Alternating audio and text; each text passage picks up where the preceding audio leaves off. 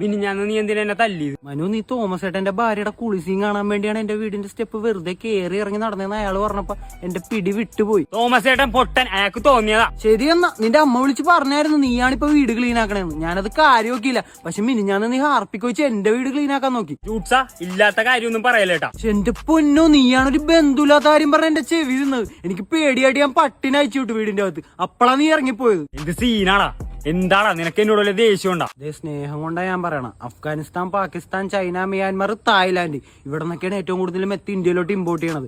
Asymmetric warfare tactics ആണത്. ഇപ്പൊ മനസ്സിലായി, നിനക്കാ കുഴപ്പം. നീയാ ബന്ധുല്ലാത്ത കാര്യം പറയണം. ഒന്ന് പോടാ പോർക്കെ. നമ്മുടെ അടുത്ത ജനറേഷൻ മന്ദബുദ്ധികളായിട്ട് ജനിക്കും. ക്രോമോസോമിൽ മാറ്റം വരും. മെത്ത് ശോകമാണ്. നിർത്തിയേക്ക്. പയ്യെ പറയണം, നമ്മ പറയണ ആരും ശ്രദ്ധിക്കുന്നുണ്ട്. കണ്ട, ഇപ്പൊ തന്നെ നീ മന്നിപ്പായി. നമ്മുടെ യൂത്ത് നശിപ്പിക്കാൻ ഇറക്കിയ ചെകുത്താന്റെ നാഗമാണിക്യം.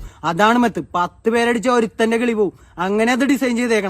സത്യം പറയട്ടെ, നിന്റെ കിളി പോയടാ. എന്ത്? എന്റെ കിളി പോയിന്നാ? ഞാൻ എന്താ ചെറിയ കൊച്ച? ഞാൻ സീനാടാ. ആ, സൂപ്പർ ഹീറോ കോംപ്ലക്സ്, മെത്തഡിക്ഷന്റെ ഭീകര ലക്ഷണമാണിത്. നിന്റെ പഴയ ചിരിയും കളിയൊക്കെ പോയി. നീ ഇപ്പൊ കബൂർ മെമ്പറായിട്ട് മാറിക്കൊണ്ടിരിക്കണേ. ഇനി ഇവിടെ നിന്നാ ഞാൻ നിന്നെ ഇടിക്കും. വാ, നമ്മളാരും ഫോളോ ചെയ്യുന്നുണ്ട്. വാ, ഇവിടുന്ന് ബഡിയാകാം. എന്തെങ്കിലുമൊക്കെ പറയുമ്പോ അത് മനസ്സിലാക്കാനും വേണം ഒരു ബുദ്ധി. ഞാൻ എന്തിനാ ഇവിടെ കിടന്ന് വെറുതെ വളവളാന്ന് പറയണം. വാ, സർബത്ത് കുടിച്ചിട്ട് വീട്ടിലേക്ക് പോവാ. അത് കൊള്ളാം. വീട് മൊത്തം പൊടി പിടിച്ച് കിടക്കണേ. സർബത്ത് കുടിച്ചാൽ ചാടിച്ചാടിപ്പിക്കാം.